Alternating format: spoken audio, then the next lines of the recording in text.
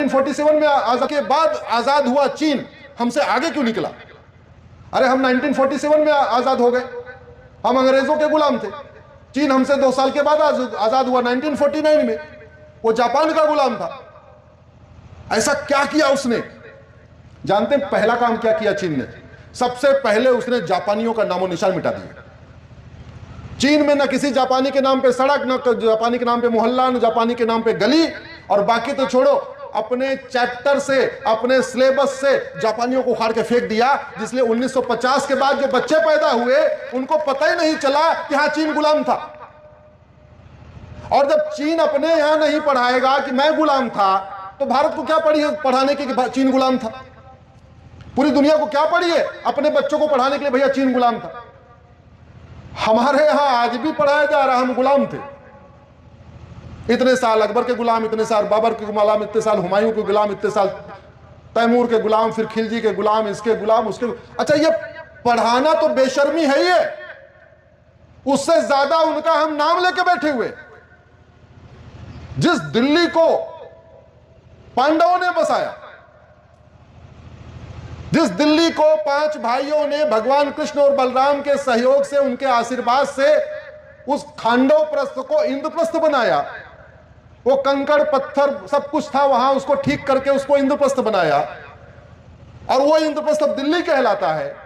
उस दिल्ली में युधिष्ठिर रोड नहीं है, नकुल रोड नहीं है, भीम रोड नहीं है, अर्जुन रोड नहीं है, सहदेव रोड नहीं है, कुंती रोड नहीं है, माद्री रोड नहीं है। पांडवों के नाम पे न कोई सड़क है, न मोहल्ला है, न गली है। लेकिन उस दिल्ली में Babar road, Humayun road, Tughlaq road, Ghazni road, Lodhi road, Babar, दुनिया भर के दिल्ली के सांसद, विधायक, मंत्री और जज उस वहसी दरिंदे लोधी के नाम पे बने लोधी पार्क में मॉर्निंग वॉक करते हैं, और आज तक उनकी आत्मा ने नहीं कचोटा हम कर क्या रहे हैं। जिस अकबर ने हमारे 60,000 हिंदुओं को मारा, उनके कारण हमारी माताओं ने जौहर किया, उस अकबर रोड पे कांग्रेस का ऑफिस है। जिस तुगलक ने, वहसी दरिंदे तुगलक ने इतना अत्याचार किया, उस पे राहुल गांधी रहते हैं।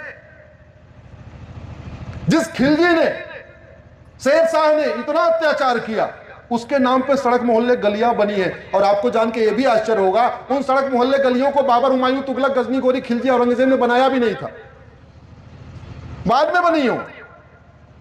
यह हटना चाहिए कि नहीं? जोर से बोलिए जरा। अरे गुलामी की सोच पहले निकालना पड़ेगा, गुलामी की कुरीतियां खत्म करनी पड़ेंगी, गुलामी की कुप्रथाएं खत्म करनी पड़ेंगी, तब भारत वास्तव में स्वतंत्र और संप्रभु कहलाएगा। जो लोग संविधान को पढ़े होंगे उनको पता होगा, संविधान के प्रियम्बल का पहला शब्द है सोवरिन। जो लॉ के छात्र होंगे और नहीं भी है तो गूगल करके आज तक तो कुछ भी पढ़ सकते हैं। प्रियम्बल ऑफ द कॉन्स्टिट्यूशन पढ़ना, कॉन्स्टिट्यूशन का पहला शब्द ये सोवरिन, कि हम भारत के लोग एक सोवरिन नेशन बनाएंगे, एक संप्रभु राष्ट्र बनाएंगे। संप्रभुता का मतलब ही होता है ना गुलामी का नाम हो और ना गुलामी का निशान हो। कभी संसद में इसके ऊपर चर्चा हुई, आपने सुना क्या? विधानसभा में चर्चा हुई, सुना क्या? नहीं। कभी अखबार में इसके ऊपर कोई लेख लिखा क्या? सुना क्या? नहीं। किसी और ने इंटरव्यू दिया क्या? सुना क्या? नहीं। 75 साल हो गए इंडिपेंडेंस डे मना रहे हैं, स्वतंत्रता दिवस। सबको हिंदी आती भैया? हाथ उठाओ जरा। देखो लगातार आपको हमसे डायलॉग करना है, ये कोई कथा थोड़ी चल रही है, संवाद चल रहा है। स्वतंत्र 2 शब्दों से मिलकर बना है, स्वतंत्र का संधि विच्छेद करिए, स्वतंत्र। स्व मतलब स्वयं का, तंत्र मतलब सिस्टम। कौन सा सिस्टम 75 साल में हमने अपना बदला? बताइए जरा, कौन सा सिस्टम हमारा है? पुलिस व्यवस्था हमारी है अंग्रेजों वाली? जोर से बोलिए जरा। गुलामी के नाम चल रहे हैं, गुलामी के निशान चल रहे हैं, गुलामी की कुरीतियां चल रही हैं, गुलामी की कुप्रथाएं चल रही हैं, गुलामी की पुलिस व्यवस्था, गुलामी की शिक्षा व्यवस्था, गुलामी की चिकित्सा व्यवस्था, गुलामी की न्याय व्यवस्था, गुलामी की प्रशासनिक व्यवस्था, गुलामी की चुनाव व्यवस्था, गुलामी की विधि व्यवस्था, गुलामी की टैक्स व्यवस्था, गुलामी की व्यापार व्यवस्था। 75 साल से स्वतंत्र स्वतंत्र स्वतंत्र, और सारे तंत्र गुलामी वाले। क्यों? क्योंकि एक तो ना इस पे चर्चा हो रही है, और न हम अपना बुद्धि का उपयोग कर रहे हैं। भारत में बहुत सारे लोगों का शारीरिक खतना हुआ है, लेकिन ज्यादातर लोगों का मानसिक खतना हो गया। नेताओं ने मानसिक खतना कर दिया, सोचने नहीं दे रहे, उधर जाने नहीं दे रहे। पिछले एक सप्ताह से मीडिया में युद्ध दिखाया जा रहा है, हो रहा है 24 घंटे। न्यूज चैनल अगर आप खोलो तो आपको क्या दिखेगा? युद्ध। एक चीज मुझे बताओ, इजराइल और ट्रंप जीत जाएगा, इजराइल और अमेरिका, तो भारत की कौन सी समस्या ठीक हो जाएगी? इजराइल और अमेरिका के जीतते यहां से रोहिंग्या भाग जाएंगे क्या? यहां से बांग्लादेशी भाग जाएंगे क्या? यहां लव जिहाद बंद हो जाएगा क्या? साल में 2 लाख हमारे बच्चों का किडनैपिंग हो रहा है, वो रुक जाएगा क्या? एक हफ्ते से केवल वही, अरे 25 लाख लोगों की अकाल मौत हो रही है, उस पर कभी चर्चा ही नहीं हुई। इसलिए मैं तो पहले दिल्ली में रहता था, सुप्रीम कोर्ट में रहता था, पीआईएल फाइल करता था। मेरे परिचय में बताया गया कि 50 पीआईएल है, 250 पीआईएल है, 250 पीआईएल। एक आर्टिकल है, वो 50 पीआईएल 5 साल में है। एक आर्टिकल है, शायद उसको पढ़ के मेरा परिचय दिया गया होगा, तो वो 5 साल में 50 पीआईएल है। वैसे टोटल अब तक 250 पीआईएल हो चुकी है, वर्ल्ड रिकॉर्ड है, भारत का नहीं बल्कि वो दुनिया का रिकॉर्ड है। तो पहले वहीं रहता था आराम से, Monday to Friday Supreme Court में लड़ता रहता था, सैटरडे संडे अपने बच्चों के साथ, पत्नी के साथ थोड़ा मैं भी छुट्टी मनाता था। फिर 10 साल पहले समझ में आया कि यार ये सुप्रीम कोर्ट में रह के फायदा नहीं होगा, अब तो डोर टू डोर जाना पड़ेगा। फिर मैंने निकलना शुरू किया और पिछले 5 साल में लगभग 500 जिलों में हमने प्रवास किया। यह भी एक वर्ल्ड रिकॉर्ड है, 5 साल में 500 जिले, हर साल 130 जिले में 2026 में गया था, 25 में, उसके पहले 115, 2024 में 115 जिले थे। क्यों? क्योंकि आम जनता का, मीडिया के लोगों ने, नेताओं ने, पॉलिटिकल पार्टियों ने मानसिक खतना कर दिया है। सोचने समझने की क्षमता ही खत्म कर दी है। जो सोचना चाहिए, जिस पे चर्चा होनी चाहिए, उस पे चर्चा नहीं करने दे रहे। बस सुबह से लेकर शाम तक बतौलेबाजी हो रही है, तू चोर मैं सिपाही, नूरा कुश्ती बतौलेबाजी। ईरान जीते या ईरान हारे, भारत पे कोई फर्क नहीं पड़ता। इजराइल जीते, अमेरिका जीते, भारत पे कोई फर्क नहीं पड़ता। ईरान हार जाए, खामनेई मर जाए, उससे भारत पे कोई फर्क नहीं पड़ता। लेकिन कुछ लोग ईरान खामनेई के मरने पे भी छाती पीट रहे। समझ में नहीं आ रहा क्यों छाती पीट रहे। रोटी यहां मिल रही है, कपड़ा यहां मिल रहा है, मुफ्त में मकान मोदी जी दे रहे, मुफ्त में वजीफा मोदी जी दे रहे हैं, लोन सब कुछ मोदी जी दे रहे हैं।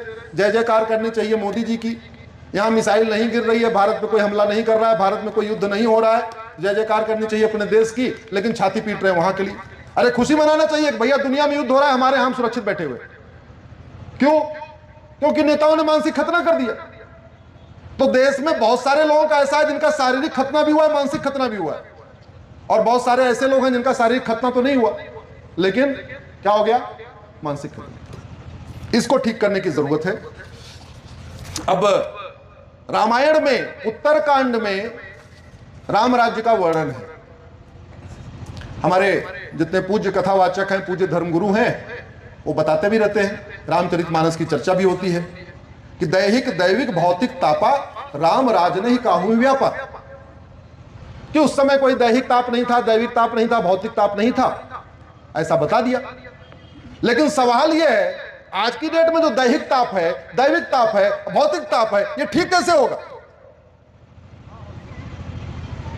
रामायण में लिखा हुआ है, अल्प मृत्यु नहीं कौनो पीरा, सब सुंदर सब बिरु शरीरा। लेकिन आज की डेट में तो 25 लाख लोगों की अकाल मौत हो रही है, 2 लाख लोगों की भ्रष्टाचार कारण अकाल मौत हो रही है साल में। 2 लाख लोग तारीख से तारीख परेशान होकर, या झूठी शिकायत, झूठी जांच, झूठी गवाही, झूठी एफिडेविट से परेशान होकर आत्महत्या कर ले रहे। 2 लाख लोगों की रोड एक्सीडेंट से मौत हो जा रही है, 2 लाख लोगों की मिलावटखोरी से मौत हो जा रही है, 2 लाख लोग जमीन विवाद में आपस में लड़के एक दूसरे का हाथ पैर तोड़ते हैं, 12-13 लाख लोगों का हाथ पैर टूटता है, उसमें 2 लाख लोग मर जाते हैं। 10 लाख लोगों का पॉल्यूशन से मौत हो रही है। 200 जिलों का ग्राउंड वाटर नीचे चला गया, पीने लायक पानी नहीं बचा है, वो पानी पी पी के लोग बीमार होकर मर रहे। 2 लाख लोग एयर पोल्यूशन से साल में मर रहे हैं, 2 लाख लोग वाटर पोल्यूशन से साल में मर रहे हैं, 2 लाख लोग लैंड पोल्यूशन से मर रहे हैं। क्यों? क्योंकि जनसंख्या इतनी ज्यादा हो गई है, उसमें केमिकल डाल रहे हैं, यूरिया डाल रहे हैं, तो जो पैदावार हो रही है वो जहर हो रही है, उससे कैंसर हो रहा है, चलते चलते हार्ट अटैक आ रहा है, जिम में गए हार्ट अटैक आ गया, घूमने गए हार्ट अटैक आ गया, किडनी फेल हो रही है, नपुंसकता बढ़ रही है, बाजपन बढ़ रहा है, कोलेस्ट्रॉल की बीमारी बढ़े, दुनिया भर की बीमारी। तो उस समय तो था अल्प मृत्यु नहीं कौनो पीरा, सब सुंदर सब बिरु शरीर। लेकिन इस चौपाई को सुनने पढ़ने से अल्प मृत्यु रुक जाएगी क्या? जोर से बोलिए जरा। ये तो 25 लाख लोगों की अकाल मौत हो रही है, ये रुक जाएगी क्या? नहीं। तो उसका मूल कारण क्या है, इसका चिंतन करना पड़ेगा और उसका समाधान करना पड़ेगा। सब नर करहि परस्पर प्रीति, चलहि स्वधर्म निरश्रुत नीति, लिखा हुआ है। आज की डेट में सब नर नारी परस्पर प्रीति कर रहे हैं क्या? जोर से बोलिए जरा। तो कभी हमने मूल कारण को सोचा ही नहीं कि उस समय सब लोग परस्पर प्रीति क्यों करते थे, आज की डेट में परस्पर प्रीति क्यों नहीं कर रहे? क्या कारण है कि छोटी छोटी बात पे 50,000 रुपए दे दो और किसी दूसरे के खिलाफ फर्जी मुकदमा लिखवा दो? इसका समाधान क्या निकलेगा? परस्पर प्रीति कैसे होती है? याद रखना, घर में परस्पर प्रीति कैसे होती है? दो भाई परस्पर प्रीति कैसे करते हैं? जब पिता का खौफ हो और माता का संस्कार हो। केवल माता के संस्कार से दोनों भाई परस्पर प्रीति नहीं करेंगे। माता के संस्कार के साथ साथ पिताजी का खौफ हो कि देख भैया बेटा चुपचाप ठीक से रह ले, अगर आपस में लड़ा तो पिताजी शाम को आएंगे, फिर तू देख लेना। तो जितना जरूरी है माता का प्यार, माता का संस्कार, उतना जरूरी है पिता का खौफ। तो परस्पर प्रीति तब करेंगे जब हमारी शिक्षा व्यवस्था ऐसी हो, कृष्ण सुदामा एक साथ पढ़े। आज की डेट में कृष्ण सुदामा एक साथ पढ़ रहे हैं क्या? जोर से बोलिए जरा। नहीं। तो फिर परस्पर प्रीति कैसे आएगी? न ही दरिद्र को दुखी न दीना और न ही कोई अबुध न लक्षण हीना। ये राम राज्य का बात हो रही है।